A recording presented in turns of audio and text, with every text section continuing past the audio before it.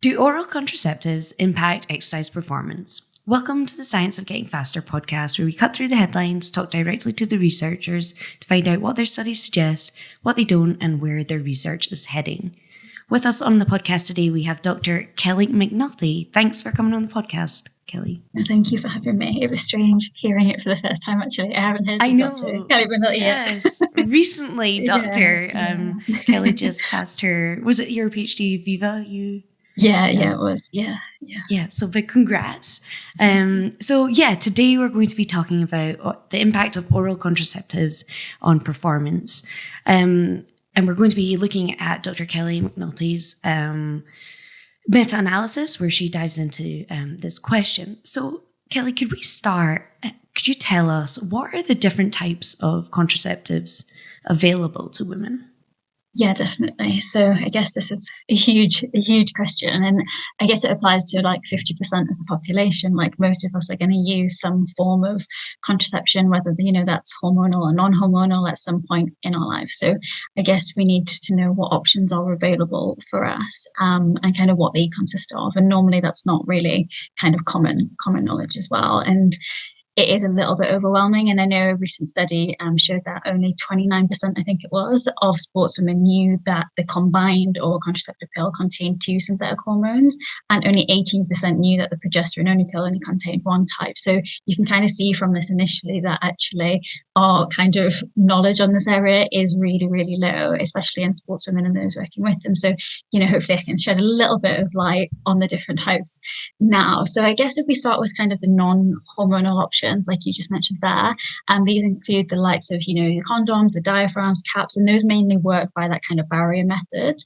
But within that, you also have the copper coil. So that's another kind of non-hormonal option, but essentially this is like a small plastic device that's medically inserted into uterus and then normally lasts around 5 to 10 years. So it's kind of once it's in, you can kind of forget about it, and it contains no kind of synthetic hormones within that, and instead works by releasing kind of copper into the womb environment. Now, I guess they're kind of the non-kind of hormonal option. But if you kind of talk about hormonal contraception, so since their kind of first introduction, which was around about in the 60s, this term's kind of come to define like a wide variety of different types. So you've got the combined types that I just mentioned there, but also the progestin-only types as well. But on top of that, you've got kind of monophasic, biphasic, triphasic types as well as a wide variety of, different delivery methods. So we've now not only just got pills, but we've got injections, we've got implants, we've got patches, we've got vaginal rings. So, there's a wide variety of brands within that as well. But I guess ultimately the main way we can kind of start to break them down is looking at kind of the combined types versus those progestin-only types. So the combined types, these contain these 2 active ingredients, like I said before, so a synthetic estrogen and progesterone. And I guess these synthetic forms, so of estrogen, they're normally always the same type, which is ethyl estradiol, if I pronounce that correctly. There's so many different ways of saying everything, and that's kind of always coupled with a synthetic progesterone, so progestin. And again, there are lots of different kind of generations and different types of that. And I guess kind of digressing quickly from that, in terms of kind of this progesterone, I guess most of us think that what's in a combined pill will be mostly the same across the different types and the different brands. But actually, there's a lot of difference between, the estrogenic and the progesterogenic content in each type, and also the different types of androgenicity and potency of the different progestins as well. So I guess ultimately, these progesterones are made from testosterone at the kind of top level. They're derived from that. And then from that, because they don't act in a similar way to natural progesterone. So for instance, they can also have an impact on androgen and estrogen receptors as well. So it's kind of something to that I think about when you kind of, as a sportswoman, taking these different types as well. And what I guess we mean by that is kind of they have different kind of potencies and androgenicity. So potency refers to the type of the progesterone to produce its normal kind of progesterone effects, whereas you've got this other side of androgenicity, which refers to kind of masculine characteristics and the ability to produce those. So I guess when it comes to thinking about kind of maybe performance and training adaptation, the different types and the potencies, androgenicities might be playing some sort of role in that, but we need a lot more research before we can say. But steering kind of back to the topic of these combined forms, these basically prevent pregnancy by stopping ovulation and kind of making the uterus this infertile environment, as well as thinning the uterine lining as well. And combined forms, so these include the combined oral contraceptive pill, which I know we'll discuss in more detail as part of the paper, and that's taken usually for 21 days, followed by that 7 pill-free interval, or in some people, actually, it can be taken for 28 days where you have active pills and inactive pills as well. It depends where you are in the world and what you're using as well, just to add to all the complexity that we have. And then essentially, also within the kind of combined forms as well, we've got the vaginal ring. So this is a small sort of soft plastic ring. Again, this is self-administered. It's inserted into the vagina. It stays there for roughly 21 days before, again, it's removed to have that 7-day pill break. So it works quite similar to the pills. And then similar to that, also, we have the patch as well. So again, that works, self-administered. You stick it on your skin and that the hormones absorb through that way. And again, it can sit there for roughly, the 3 weeks and then the 7-day interval as well. So they all kind of work quite similar in terms of those 21 days, 7 days as well. But if we kind of now look at those progestin-only types, so these mainly work in contrast with, the combined type stopping ovulation. These mainly work by, making the kind of uterus an inhospitable environment, basically. So the progestin-only types that we have, so we've got the progestin-only pill. So you take that for 28 days. Again, no break in that one, unlike, the combined pill. You also have the implant. So that's like a small, flexible, kind of thin implant that goes in the upper arm. That is medically administered and can stay there for roughly 3 years. And then you have the injection as well. So again, that's medically administered, but it's more short-term in terms of it's about 13 weeks that lasts, so roughly kind of 3 months. But that said, the implant is way easier to have removed compared to an injection that once it's in, it's going to be in. You can't get that back. And then finally, you have that hormonal IUD as well. So very similar to that copper coil. Again, it's medically administered into that uterus.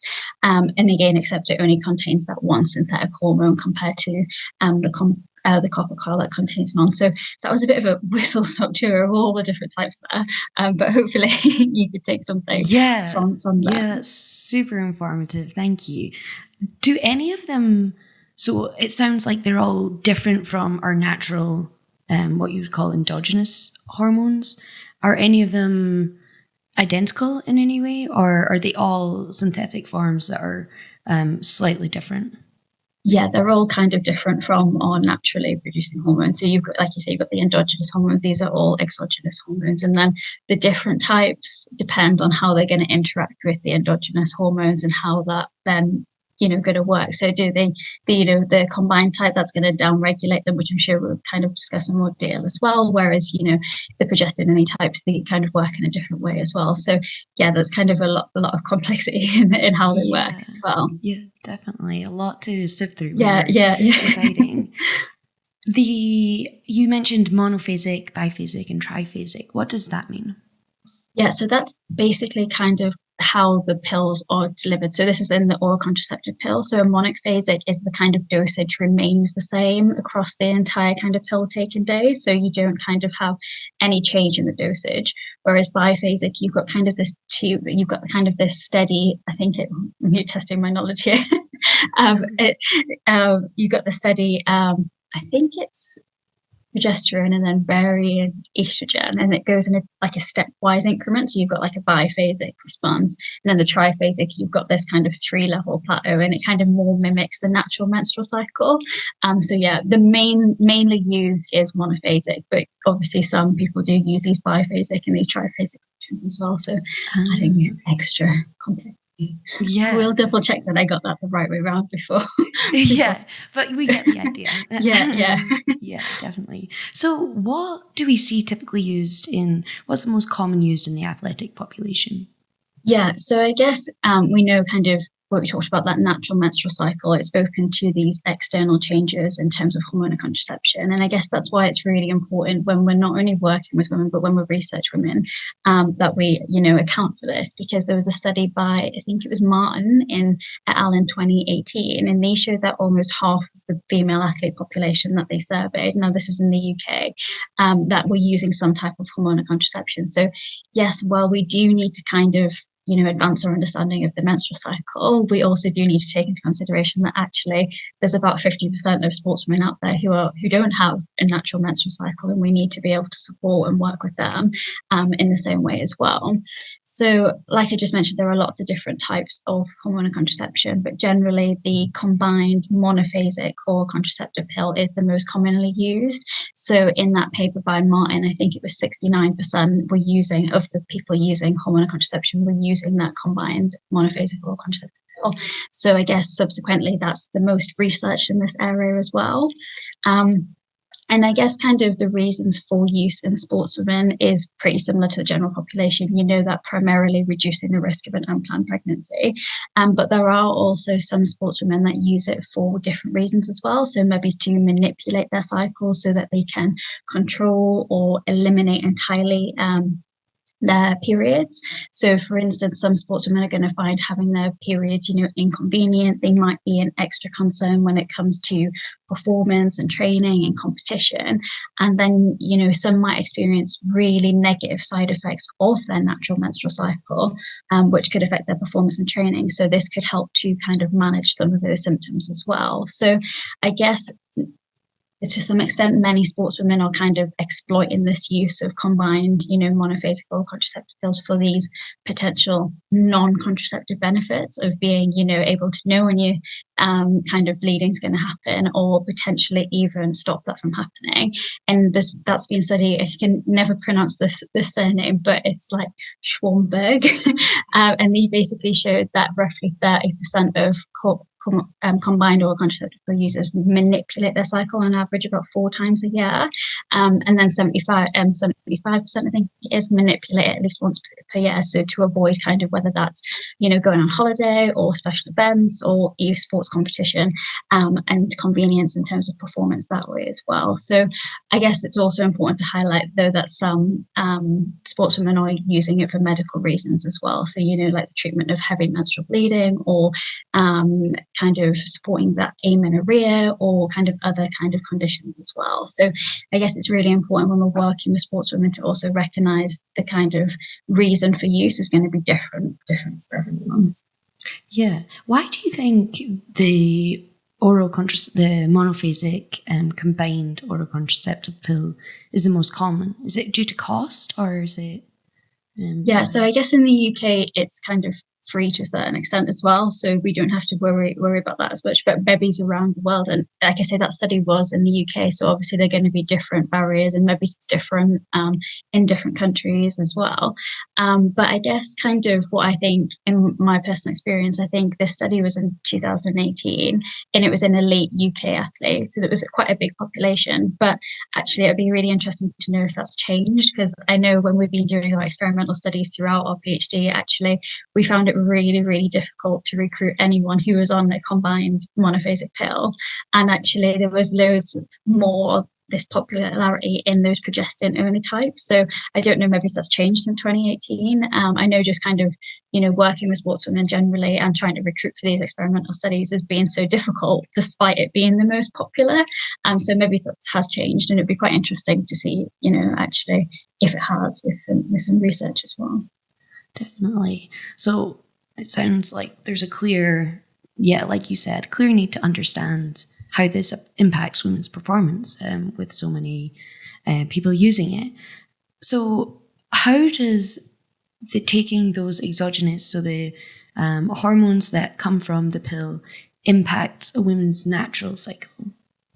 Yeah, so I guess if I kind of maybe start by describing the menstrual cycle, and then I can take it from there. So I guess the menstrual cycle in general refers to kind of that hormonal fluctuations, that occur every kind of month-ish or there or thereabouts from the age of about 12 to like 50-ish again. And I guess ultimately the reason why we have a menstrual cycle in the first place is to allow for reproduction. So, that we can become pregnant, reproduce, but definitely not what most of us are trying to achieve on average at every month. But there's this kind of common misconception that, the length of the menstrual cycle is how long you bleed for, but actually it's kind of the time from the first day of your period all the way through to the day before your next period begins. And that kind of length is roughly around about 28 days. So it's worth noting that only around 13% of us have a 28-day cycle, but roughly somewhere between 21 and 35 days is what we consider normal in adult women. And also it's common that there can be some variation in that length of up to 8 days as well. Now, as women, we have two predominant sex hormones. So there are lots of other hormones involved in our menstrual cycle, but the two main hormones are estrogen and progesterone. And across that textbook 28-day cycle, these hormones, they rise and they fall in a fairly predictable pattern each month. So for example, at the start of the cycle, so that's day one, first day of bleeding, we've got estrogen and progesterone are at their lowest concentrations. Then following the period, so roughly kind of around about day 5, you get this increase in estrogen, and that continues to rise until it reaches its peak around about day 11 to 12 in that textbook example. And that's just before ovulation, which occurs usually at the midpoint in the cycle. Although again, there's a lot of variation within and between women within that as well. Then after ovulation, estrogen takes a kind of momentary drop off before it then starts to rise again and reach a secondary peak around about days 20 to 23. And also at this time, progesterone also reaches its peak. So progesterone's remained relatively quiet so far, but after ovulation starts to increase and reaches its peak then as well. So you kind of got both hormones are high in that kind of second half of the cycle as well. And then following that, if pregnancy hasn't occurred, those hormones, they drop off, and then that essentially allows the cycle to begin again. So basically what it means is you've kind of got these three main hormone environments across the menstrual cycle, whereby at the start we've got low estrogen, low progesterone. Around the midpoint, we've got this kind of rising high, moderate estrogen and low progesterone. And then we've got both hormones are high in that kind of mid-luteal phase, what we call in the literature. And then, like I said, those drop off, and that allows that kind of cycle to begin again. But there is a lot of variation within that, and I've kind of really simplified that as well. But also there's a lot of variation within the same woman across her lifespan as well. So there are all kind of factors to consider when it comes to looking at the menstrual cycle. But if we kind of look at the combined monophasic or contraceptive pill, so that most popular type, these were kind of initially designed to replicate that textbook 28-day cycle. So they have 21 pill taken days followed by 7 pill free days. And like I said before, that kind of 28-day regime can change to, 28 days in terms of inactive and active pills as well. So it depends where you are in the world as well. But as I kind of mentioned before, they contain both a synthetic estrogen and progestin.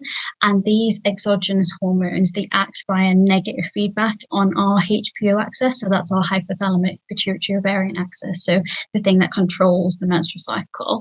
And basically it prevents the secretion of FSH and LH, so follicle stimulating hormone and luteinizing hormone. And then ultimately, because of that, that has a knock-on effect and down-regulates our endogenous sex hormone production, so estrogen and progesterone. So I guess kind of there are lots of different numbers and how the concentration changes. But put very simply, this pill results in kind of two main physiological changes. So firstly, it suppresses those natural hormones, so the endogenous hormones that we produce throughout those pill-taking days. So that means instead of having these hormones, rise and fall as I just described throughout the menstrual cycle, the natural levels of estrogen and progesterone are almost down-regulated. So if you were to see a diagram, they're almost kind of like flatlined along the bottom. You do see some recovery in endogenous estrogen during the pill-free days, but it's only a small recovery that's usually not higher than normal concentrations of when you're on your period in the natural menstrual cycle. And then secondly, it kind of provides us with that artificial estrogen and progesterone during the 21 pill taking days. So every time you consume that pill, you get that rise and it peaks within 1 hour of taking and then that drop off. And then you kind of get that, I know I'm flying my hands around here, but I don't know if you can see it or not. But the kind of that builds up over time until you don't get that daily spike on the 7 pill-free days. And that's typically when women experience that withdrawal bleed. And I guess that's kind of another important thing to note, is that this kind of bears no kind of physiological resemblance to a natural period or menstruation experience during the menstrual cycle. And I guess that's kind of why it's important we start using kind of the correct terminology around it as well. Because I know a lot of the sportswomen that I've worked with will believe or say, oh yeah, I'm having a period, when actually they're on the combined pill. And it's a bit like, it's a bit confusing in terms of language as well. And I guess it's important in one sense in terms of energy deficiencies as well. So the likes of RED, so relative energy deficiency, can be masked by hormonal contraceptive use, as a withdrawal bleed can still occur even if a woman is sportswoman is underfueling. So I guess that's kind of one of the important points of using that correct terminology. But hopefully that explained how those hormones work and compared to the natural cycle. Definitely. And with it masking REDs or chronic underfueling, are there other long-term implications of chronically downregulating your own endogenous hormones? Yeah, so I guess for every type of hormonal contraception, there are going to be like benefits and risks to each one, and they're going to be different for everyone. So there is some evidence that shows that chronic downregulation of those endogenous hormones can result in the likes of changes in bone health, cardiovascular health, mental health as well. I guess for me, I don't feel, totally comfortable in terms of being able to answer it correctly in terms of not being a medical practitioner. And I guess I feel those are in the best place to kind of assess that on an individual level with sportswomen in terms of, and I guess also we have a lot of conflict in research, and we do need more research looking at, those long-term implications of bone health, on cardiovascular health, on mental health, etc. So yeah, it could potentially, but we need a lot more research, and maybe medical practitioners are best in that area. Yeah, definitely. So what role then do our sex hormones have on our physiology as it pertains to exercise physiology? Yeah, so I guess whilst kind of ultimately the main aim of, those endogenous sex hormones I talked about throughout the menstrual cycle is ultimately to support reproduction. But because we have hormone receptors for estrogen and progesterone all over our bodies, so they're not just limited solely to our reproductive system. They're in our muscles, they're in our bones, they're in our brains, gut, etc. So they're all around our bodies. And because of this, the fluctuations in these sex hormones, firstly across the menstrual cycle, might influence, those physiological systems like our cardiovascular system, our neuromuscular system, metabolic system, etc. Now, I could go into all the possible potential effects, but we would be here all day. But very briefly, picking out some of the effects. So estrogen, that's mainly known for its anabolic effect. So it can influence muscle strength. So theoretically, when estrogen is rising in high without that kind of interference effect of progesterone across that kind of late follicular ovulatory phase, it's possible that might have effect on the likes of strength performance. Additionally, both estrogen and progesterone have been thought to influence the likes of substrate metabolism. So whereby some studies have shown that in that kind of luteal phase, we rely more on fat and less on carbohydrates to fuel any activity compared to the follicular phase. So theoretically, if we can burn more fat and, spare carbohydrate stores, that can potentially keep us going for longer, prevent hitting the wall, could have influence on endurance performance at that time, for instance. So, and I guess, of course, just the luteal phase, you're saying that's the period just before, the period before the period. Yeah, right. Yeah, I guess that's where the luteal phase is kind of anything. I guess I've complicated that for anywhere from kind of ovulation to, the day before your next period is the luteal phase, compared to the follicular, which is, day one of period up until ovulation. I've just basically simplified it in that model there. And I guess kind of depending on what sport you do, so endurance or strength, they're going to have the different determinants of each one is different. So the way estrogen and progesterone are going to potentially have a potential impact are going to be different as well in terms of the different sports as well. And I guess there are so many different, mechanisms by which, our sex hormones might influence actual, exercise physiology performance. However, whether those kind of influence translate into, those actual changes in our, overall performance are kind of not well understood. So, given that estrogen and progesterone might affect multiple physiological functions which are integral to exercise performance, we don't know whether this results in optimal windows for exercise performance, if that makes sense. So I guess if we look kind of from the menstrual cycle perspective, at the moment, studies that have looked at, investigated this, have shown, some studies have shown an effect, others have shown absolutely no effect whatsoever. And basically we have this lack of consensus or agreement on whether the menstrual cycle and these fluctuations in sex hormones do or don't influence exercise performance. And kind of as a sister to the kind of paper which we'll discuss more, we also looked at the effects of the menstrual cycle on exercise performance in a very similar paper. So basically, just like in the other paper we'll discuss, we've basically collected all the evidence that had looked at exercise performance across the menstrual cycle, brought all those studies together to come to some sort of conclusion. And what we essentially found was that exercise performance, so this is both strength and endurance combined, might be reduced by a trivial amount during the early follicular phase of the menstrual cycle. So this is when estrogen, progesterone concentrations are at their lowest, so roughly during days 1 to 5 of the menstrual cycle when women experience their period. But the problem was, in addition to kind of this really small effect size we also had a poor quality of the research. So, I think off the top of my head, 42% were classified as low quality. So you can kind of see that we don't have a lot of confidence in the evidence that we were including in that study as well. And because of all that, it meant that we couldn't perform, those hard and fast guidelines on the effects of the menstrual cycle on exercise performance. And instead, we recommended a personalized approach. So I guess the takeaway in terms of this menstrual cycle paper was that, sportswomen and those working with them need to be aware of these fluctuations in sex hormones and aware of the potential times whereby we might have enhanced performance or reduced performance. But this approach should be very much tailored to and informed by the individual sportswomen that you have in front of you. And I guess I can share a reference to that paper as well, if people want to dive into a bit more. But essentially, going back to kind of your original question, a really long-winded way of getting there.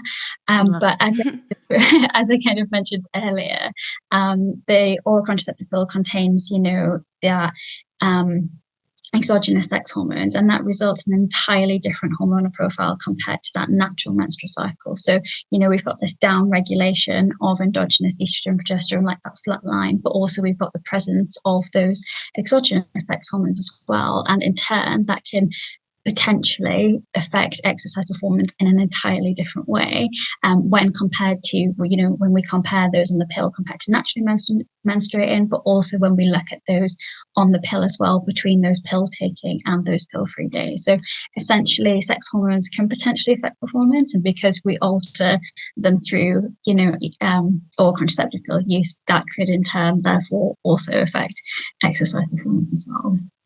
Yeah, and that leads us nicely into your study. And you've touched on the aims there of your study. Could you explain what was the question you had going into this study? Yeah, so I guess kind of so far within this kind of research area before these studies, a lot of the evidence was based on narrative reviews. So what I mean by that is kind of in comparison to the meta-analysis that we did, they kind of pick out and the authors choose what studies they want to discuss, whereas a meta-analysis, we search for all potential studies and therefore collate them all together in kind of a data analysis approach to it as well. So that was kind of one reason, why we were coming from it with a different perspective of we think these narrative reviews are great, but actually we now might have enough data to be able to bring it all together to actually come to some overall conclusion. So I guess that's kind of why we took that approach as well. But I guess essentially the results of the reasons behind why, or the purpose of the study, is very similar to the menstrual cycle paper, in that despite, we have so many women taking oral contraceptive pills, like I talked about at the start, the effects of oral contraceptives on exercise performance are still really poorly understood. So, like I say, despite, having these narrative reviews, but we've also got books, we've got experimental papers, very few of us kind of working in this area of sport and exercise. So, athletes, coaches, practitioners, researchers, etc., are aware of, the implications of oral contraceptive on exercise performance. And again, this is because that previous research has conflicting findings. So on both kind of the direction, so if it does affect, and the magnitude. So if it does have an effect, kind of what's the kind of magnitude of that effect as well. So it was really kind of difficult to determine any kind of guidelines from that, and therefore we've kind of got this lack of consensus, and that was ultimately what provided us with that kind of rationale for the reason for doing the review in the first place. So essentially what we wanted to do was look at kind of, or find and analyse all of the previous studies which had looked at the effects of oral contraceptive use versus naturally menstruating women, and then B, the effects of oral contraceptive pill taken days versus pill-free days as well. And then hopefully, from that, we could kind of use that to inform some practical recommendations for athletes, practitioners, researchers interested in managing exercise performance, with oral contraceptive use, and then also inform any future research as well. So that's kind of why we originally. Yeah. So previously you were saying they had all the narrative reviews. So this kind of gives a more objective overview of where the research is at, rather than just contributing another study to the literature. Gotcha. Okay, so you were when you were comparing the different groups, the oral contraceptive pill users and the naturally menstruating women, how did you compare them, considering that the women with the natural menstrual cycle, they're going to be fluctuating a little bit more than the oral contraceptive pill users? Yeah, definitely. So that was something we definitely struggled with a lot throughout, and how we're going to do it and how we're going to set it up. So essentially kind of we measured these kind of four main broad comparisons. So the first one was that between group comparison. So naturally menstruating women versus oral contraceptive pill users. So we also had the within group comparison. So that was kind of where we looked at, like I say, pill taking versus those pill-free days. That was a lot more easier in terms of, we looked at, those days were a lot more easier set out. But we also had a comparison of active oral contraceptive use with non-use as well. And then we had the randomized controlled trials. Now, the last two, those weren't meta-analyzed because there was only like 2 or 3 studies that came from that. But if I kind of go back to that between group and how we set that off. So for the kind of between group analysis, we compared naturally menstruating women, so with the oral contraceptive pill phase, so days 1 to 7, with the equivalent of what would be their period of the menstrual cycle, so days 1 to 5. So that's kind of how we quantified that. And then we kind of had the oral contraceptive pill consumption days, so that was kind of days 8 to 28, with all the kind of other phases of the menstrual cycle, so days 6 to 28, except that early follicular phase. So it does sound a bit confusing, but essentially we compared in that first original one the kind of bleeding phases and the kind of consumption, or the kind of where we've got the fluctuation phases. But I guess it's going to be a criticism of most, meta-analysis or reviews in this area in terms of making those kind of meaningful comparisons between the groups, because like you say, they're a entirely different hormonal profile. And so I guess that's kind of why we kind of wanted to try and move past that implication or reduce the impact that limitation was having. And so we ran another analysis. So this was, without kind of getting into the complexities of the data analysis, this was basically designed so that we could better match this natural menstrual cycle with these oral contraceptive pill phases as well. So essentially for this, we mapped days 1 to 5, 12 to 16, and 19 to 23 from both of the cycles. And that corresponds with the early follicular phase, the late follicular to ovulatory phase, and the mid-luteal phase of the menstrual cycle.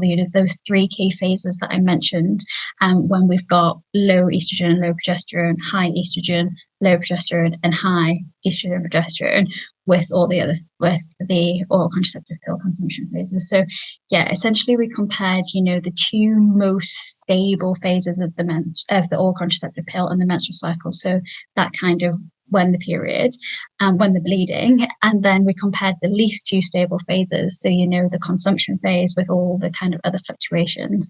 And then to kind of overcome that, we performed an additional sensitivity analysis to kind of better match the oral contraceptive pill and the menstrual cycle phases. So it sounds really complex, but that's kind of how we tried to get around it as well. Yeah, definitely. That makes sense. And it's better than not comparing them at all. Yeah. So yeah, definitely. It's a hard one, I guess, with any kind of research in this area. It's like you can always kind of compare or use the oral contraceptive pill as kind of a control group. They've got a different flatlined hormonal profile, but actually they're an experimental group in their own right as well. We need to investigate what's going on there. So it is really difficult in terms of, like you say, kind of either matching those hormonal profiles or, do they need to be matched because they are different? And yeah, it's difficult. Yeah, definitely. And the other groups then also give you more information about those specific questions that might be left unanswered by those direct comparisons. So the other groups you mentioned you were comparing the oral contraceptive users whilst they're on using the pill and then the withdrawal period. Is that correct? Yeah, so this third comparison that we did was essentially comparing active use with non-use. And what I mean by that is we had, that within group comparison of those who were habitual pill users. So essentially those who were taking the pill and then stopped taking it or started taking it because of the experimental study. And you can kind of see actually why. I can't remember off the top of my head, but there was only 2 or 3 papers across those bottom 3 aims that I just discussed. But I guess you can kind of see why ethically it would be a little bit difficult to actually run these studies. So, you can't withhold oral contraceptive pill use or kind of prescribe it to people. It's a lot ethically. So that's why we only have that small amount of studies as well. But the second one is where we looked at a randomized control trial. So again, that was where you're randomly either assigned to a pill group or the menstrual cycle group and ran through it that way. So the other one is essentially that first comparison is comparing those who stopped or started using the pill based on an experiment, whereas the randomized control trial, the fourth comparison, was essentially those who were allocated into a group to run through the study. So those were we didn't focus on those as much throughout the reviews, although kind of that goal, they are a stronger research design, but because we had, only 2 or 3 studies, we couldn't really make any implications from that. Yeah, definitely. And did you look at the placebo, whether there was an effect of placebo on performance? Yeah, so there was, in terms of that randomized control trial, there was a placebo uses within those as well, I think. Off the top of my head, I'd have to look at those things again. Definitely. Wow. Okay, so there was lots of different questions you had looking at all these different papers. So what were your results? What did you find with each of these questions? Yeah, definitely. So I guess kind of without really overcomplicating everything, if we kind of look at this kind of 2 main results that we had. So if we first look at the results that compared the between group analysis, so this is where we compared naturally menstruating women with pill users, this generally indicated a trivial performance effect with oral contraceptive pill use, with superior performance seen in those who are naturally menstruating. So what this means is that some, but not all women who are taking an oral contraceptive pill might have slightly poorer exercise performance than those who weren't taking the pill. But it's important to recognize that in addition to kind of that really small effect size, results also indicated, relatively large between study variance. So indicating that things like the different research design, the participant characteristics, the type of performance outcome that were measured were all potentially influencing any effect here as well. And then I guess moving on slightly to our kind of second main finding, so that's within group analysis. So this is where we compared those pill taking days versus the pill free days. And this indicated that exercise performance was relatively consistent across the pill cycle. So this means that performance didn't change between those pill taking days all this pill-free days. So essentially, if you're a sportswoman, you don't really need to worry about what day of your pill cycle you're on when it comes to exercise performance. But it's really important to understand as well here that a large portion of these studies, so I think it was around 80%, were classified as moderate, low, or very low, and only 17, or the rest 20%, were high quality studies. So yeah, we've got to kind of factor in, when it comes to looking at these results practically, that small effect size and the poor quality of the research within that as well. Yeah, definitely. And how did that compare to your expectations then? Yeah, I guess for me personally, and I guess this is another kind of difficult thing I experienced throughout my PhD, is the reason I got into this topic was it's something that had an impact on my health and my performance. And so I guess I went into the PhD with a lot of preconceived ideas of what I thought might be happening or what had happened to me. And I guess a big kind of learning curve in my journey was actually my own individual experience of the menstrual cycle and pill use might not be reflective of every single individual's experience as well. And I guess to some extent, the findings that we did see in terms of that slightly reduced exercise performance on the pill was something that I definitely could relate to, and something I struggled with, not only kind of performance-wise, but health-wise when I was on the pill. So I kind of got that. And also, that relatively consistent, you could hypothesize that would be roughly about the same, relatively consistent across the cycle.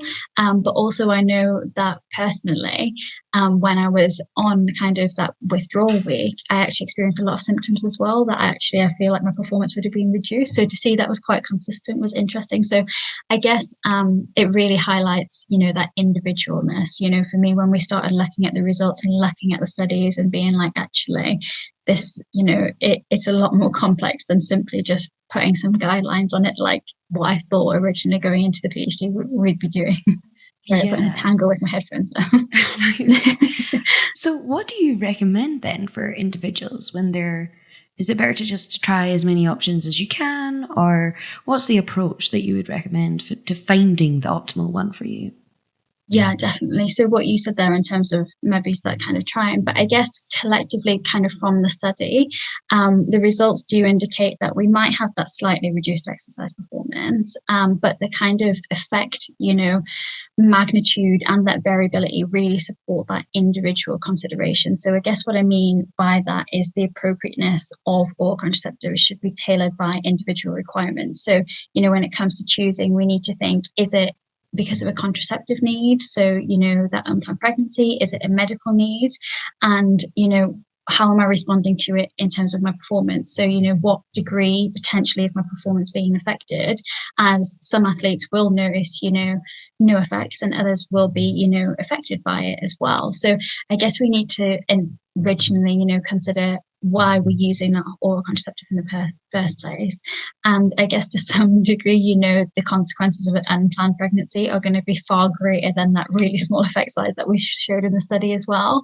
But then also, on top of that, we need to consider that natural, the experience of the natural menstrual cycle. Some women here experience substantial, menstrual symptoms like cramps, bloating, breast pain, heavy menstrual bleeding, that actually for these individuals, the benefits of their pill are going to outweigh, that small negative trivial performance effect that we're seeing here as well. So I guess there are a large range of, factors independent of, what the hormones are doing and the effect that might be having, that we need to consider. So, the physical, emotional, but the practical effects, but also in some parts of the world, the financial and also health aspects as well. So I guess ultimately everyone's going to have their own reason. And I think that's kind of the start of, understanding why we're using it and then determining what potential effects it might have, if any, on performance as well. And I guess kind of another thing that we didn't discuss within the reviews that I think has come through a lot more kind of clearly within the experimental studies in my PhD is that we didn't discuss the effects of oral contraceptives on symptoms as well. So as I mentioned, before, the oral contraceptive pill is often prescribed to some women to, reduce those negative menstrual cycle symptoms that we see. And that often leads to the thought within, sporting environments, that pill users don't have to contend with cycle related symptoms. However, actually, we've kind of shown in some recent data from our labs that actually symptomology between naturally menstruating women and pill users is quite similar. And actually, we need to actually start considering that as well, which the 2 reviews, we didn't consider within those as well. So I guess it really emphasizes, it would be great if we could discuss more about those topics, and maybe a different kind of once they're outlet published as well. But overall, I guess it's really difficult, like you say, to make those kind of generalized recommendations, and it all comes down to the individual. And I guess from a practical perspective, the best way to kind of go about this is to kind of start tracking your pill use. So, the symptoms, the performance effects, but also maybe potentially going further than that and looking at kind of training effects, recovery effects as well. And then I guess this might be more impactful if you kind of had that information both before and after you started using the pill, so that you could compare. And then I guess kind of finally, if you kind of got any questions regarding hormonal contraceptive use or experience any issues with it, then, seek that advice from the medical professional and help. And you might be able to start, if you go with all this data, you can go, oh, this is how it's affecting me and I feel like this. Can I try this other one? And then you've got the data there to then see how you feel for the next type that you try. And so it is a bit of trial and error, which might be frustrating. But yeah, hopefully that kind of helps practically what you might go about doing. Yeah, definitely. Just keeping track of symptoms in a training diary or something like that could really help you figure out some trends at least to see. Yeah, definitely. And I think what's important within that as well is, doing it for roughly 3 months. So it can take that kind of long to settle into a new kind of hormonal contraceptive use and to actually start collecting data that's reflective of what's going on, rather than kind of those changes that first, happen when you first start taking a pill or different type of hormonal contraceptive as well. What would you say to women who, like you mentioned earlier, that there's some women that use the oral contraceptive pill and skip that withdrawal period? Do these results indicate anything about that practice?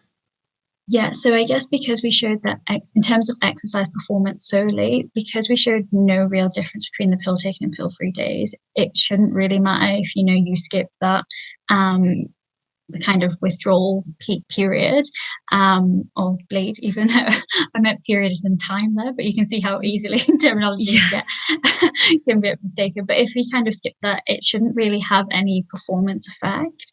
That said, we don't really yet know the long-term implication of, back-to-back or continuous skipping of that withdrawal bleed. So, or the kind of withdrawal phase. So that kind of needs to be considered as well. But in terms of performance, the results from this don't really show that it would have an effect, but we don't know about long-term health and function as well.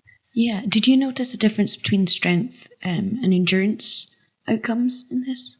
No. So we originally, when we set out to do the study, we had this massive table where we were extracting all the studies and, we were going into strength and endurance, and then we were going strength into, maximal strength, rate of force of production. And then we had endurance performance into continuous, intermittent, and then continuous into all the different times and fasted, non-fasted. And we filled out this massive document. But actually, because we saw no effect at the original level, so when we ran them separately, we showed no effect. So we combined them to have more data. So essentially, we factored this in terms of our analysis of looking at strength and endurance, but generally no difference between them. So we'd hoped to go on further, but because we didn't see any effect at the top level, it meant we couldn't start cherry picking the results underneath that. Yeah, definitely. So what else would you like to see studied in this area to give you a more confident, to allow you to be more confident in your recommendations, or to fill the picture a little bit more?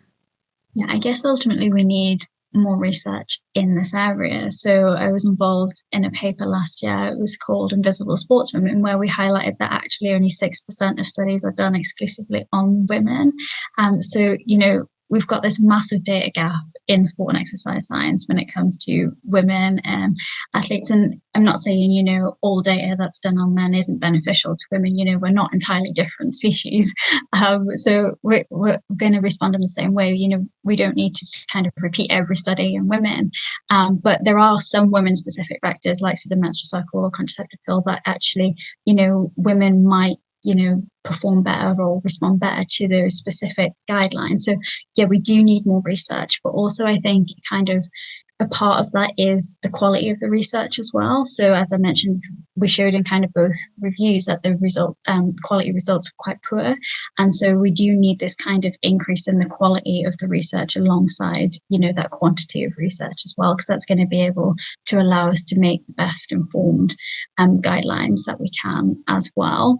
And then I think also kind of taking the research further is it's mainly performance is only looked at in terms of the combined oral contraceptive pill, but actually what about progesterone only users as well? And we need to kind of investigate exercise performance in those. So there are no studies that I'm aware of that have looked at that. So I think that's really an opportunity, or, you know, some low-hanging fruit that we could go in and look at exercise performance with progesterone only use as well. So yeah, there are lots of areas for more research in, you know, this women specific sport and exercise space. So yeah, it's exciting, but also, you know, a little bit frustrating of why we haven't got the research. But yeah. Yeah, well, we appreciate you pushing it forward. It's really great, and I've been following you. Yeah, you only got your PhD, but I knew about you, I think, a couple of years ago. I was like, wow. So thank you so much for coming on the podcast. It's been so informative, and I'm sure it will be for many of our maybe male coaches as well, women athletes. It's just really helpful for us to understand our bodies as well and what impacts them. Where can we keep up with your work? Yeah, definitely. So you're mainly on Twitter, and I also kind of run a platform period to period on Instagram, on Twitter as well. It's really bad that I don't know the exact handles and everything like that, but I can share it with you, and you can put it in, in notes. So I'm actually swaying a little bit away from menstrual cycles and hormonal contraception, but actually taking a look at perimenopause and menopause effects. So that's kind of my next kind of research adventure, but we'll still always be keeping in with this research on those platforms as well, because it's something I find so interesting. So yeah, you might see a bit more menopause on there though. Okay, great. Well, fascinating. Maybe we can get you back on to chat about that sometime. Thank you so much. You're welcome. Thank you.